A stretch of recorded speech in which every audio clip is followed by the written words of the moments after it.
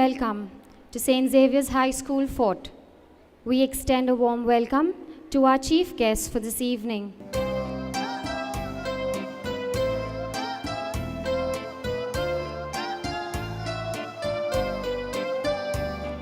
We now request our manager and principal to escort our chief guest onto the stage.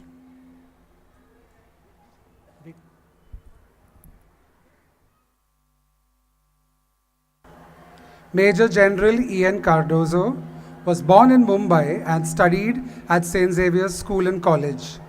He joined the services wing at Clement Town, Dehradun in July 1954, which transferred to Khadakwasla, Pune in January 1955 and became the National Defence Academy.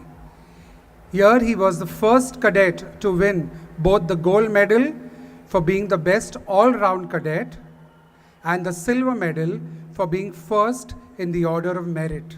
Reverend Fathers, Principal, teachers and staff, alumni, parents, children.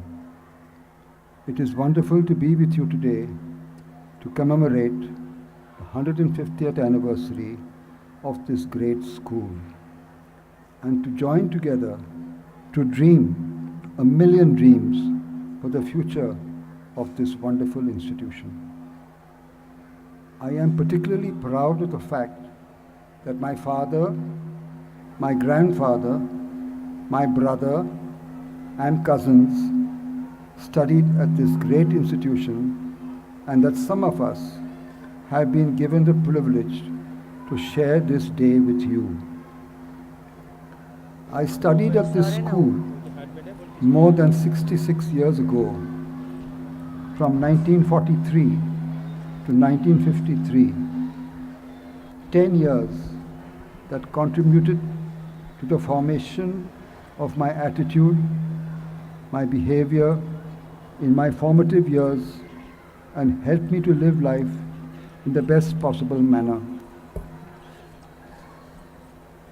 The greatness of our school is that not only did it believe in academic excellence, but also that character formation was equally important to make us good citizens so that we could contribute to the growth of our great nation. Character development happened in a very seamless way.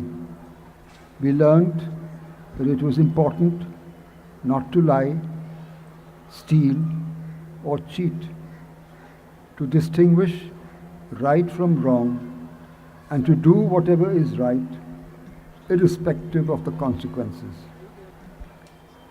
We must never forget that great visionary, Saint Ignatius Loyola, who founded the Society of Jesus and the Jesuit order. Saint Francis Xavier, that great missionary after whom this school has been named. And the Spanish fathers who we saw in our time, who left comfortable homes in Spain to sacrifice their lives to bring this school to its great standard of excellence of education, which we personally witnessed and experienced. They were followed by our Indian Jesuits, who were equal to the challenge and achieved equally spectacular results. Many names resonate in our minds, but they won't mean anything to you because they were part of this school more than half a century ago. St. Xavier's School has churned out great professionals in every sphere of endeavor. Lawyers and judges, professors and teachers, surgeons and doctors, engineers and architects, authors and journalists, industrialists and philanthropists, priests and religious, national and international sportsmen, including great cricketers, athletes, hockey and football players, police officers, and bureaucrats, Army, Navy, and Air Force officers who achieved high rank, including that of an Army chief. This school taught us that nothing was impossible. It taught us to dream big, but that if we had our head in the clouds, we needed to have our feet firmly planted on the ground. It taught us that life was an adventure or it was nothing. It taught us it is not the years in our life that matters, but the life we put into those years. That we had only one life to live and that we needed to make every moment count. Parents and teachers need to understand and also believe that there is a spark of genius in every child. That if a child is not good at maths or any particular subject, he may have unlimited potential elsewhere, and that it is up to them, the teachers and the parents, to discover that talent and to nurture it and to bring it to a successful conclusion. Personally, I benefited much from what I learnt in our school that helped me in my life in the Indian Army. I have participated in 3 wars, led what today is euphemistically called surgical strikes, led raids across the border, led attacks by day and by night, organized ambushes and was ambushed myself, been wounded on 3 occasions, seen close friends killed and wounded, seen the triumph, the tragedy and the horror of war. This has not been easy, but it is the attitude and the behavior that I learnt in this school that taught me how to live and behave in peace and prepared me to know how to fight and die in war. Our school has walked us through 150 years of excellence in all spheres of activity, and it stands today on the threshold of many more years. It has 1,000,000 dreams to fulfill, and the young boys who are here today, and I congratulate them for the wonderful welcome they gave us when we came in. And these are the boys who are going to one day carry the torch of excellence to light the way into the future. May God continue to bless this school, the Jesuit fathers who continue to foster its excellence, the teachers for their selfless devotion, and the students who will leave one day a brilliant trail of competence in every field of endeavor. May God bless all of you. Jai Jesu, Jai Hind. Mr. Jerry Almeida of the batch of 1986. He is fondly known as Jerry or Karma Guru and Mojosh Inspirator by his friends and those closely associated with him. Mr. Jerry Almeida calls himself a non-fiction experimental writer, and he likes keeping an open mind to everyday experiences which he can transform into profound thoughts and cutting-edge insights. He has done a book called Man Ki Baat with our Prime Minister Narendra Modi, and now the Mojosh Inspirator self-help series, which includes Weekends with Zoe, a book that a friend in Bollywood, wants to make into a movie, and Jan Ki Baat, which is a sequel to Man Ki Baat, where he crowdsources public views to help the government improve on governance by listening to citizens and their voice. So namaste everybody. Let's do this well. I would request all of you to please stand up and do this well, because I take this very seriously. I start any session anywhere in the world with namaste. A lot of people think it's an Indian word. I promise you it's not. because there was no concept called India at the time when Namaste was created.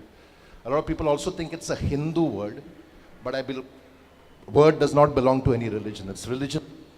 The people of that time believed that humanity is the only religion and that the God resides in the human being and the nature that we live in. So let's do this well. Namaste. Right? Please sit down.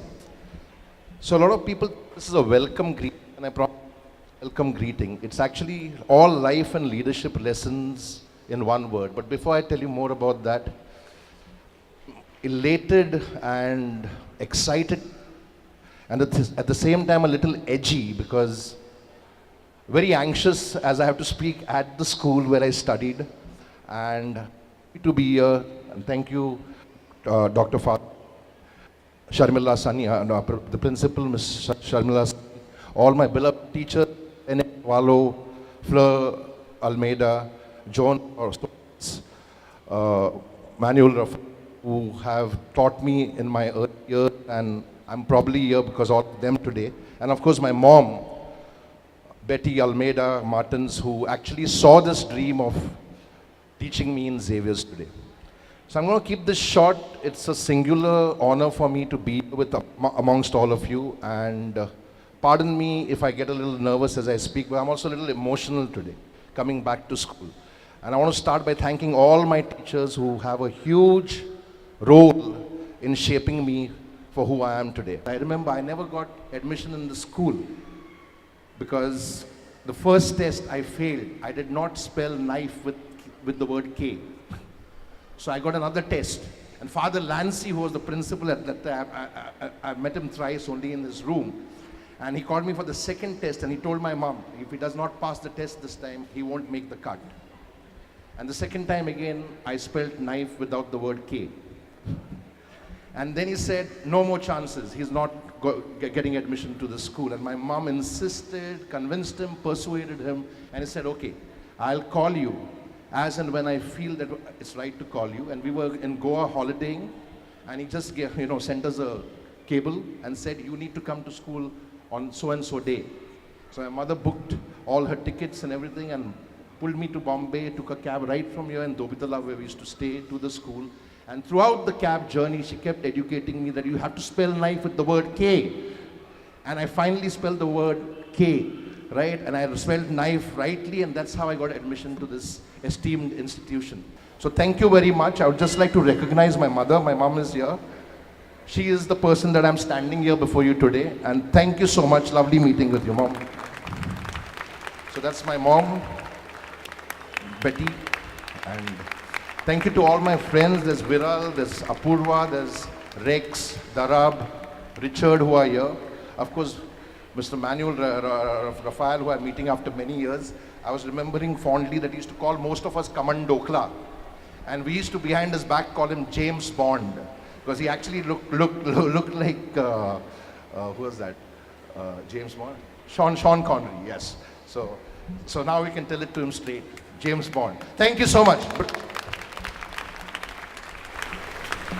I wonder whether some of you noticed a little drama a little earlier when I fell. I think there is a lesson for all of us that we need to learn to be humble, because any of us can fall at any time. And there will be ups and downs in our lives and in the lives of our children. And we must stand by them when they fall and help them to rise again. In the academy, National Defense Academy, we had to learn horse riding. And very often, we were thrown by our horses.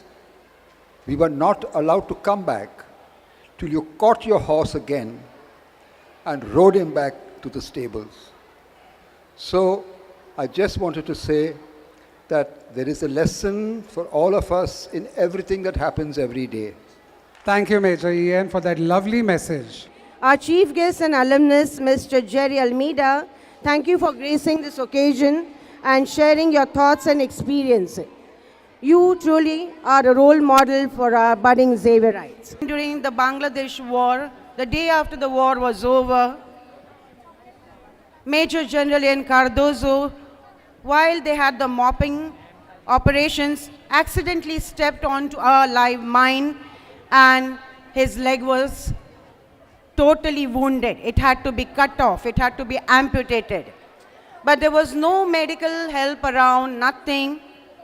So he told his Gurkha, the junior, to go and get a kukri. Kukri is a small knife. And he cut his leg himself, and that leg was buried in Bangladesh. After that, he did not give up. He sprang back onto his feet with an artificial leg, passed all kinds of tests needed for rejoining the army, and was taken back with honor. Major General Ian Cardozo, we salute you.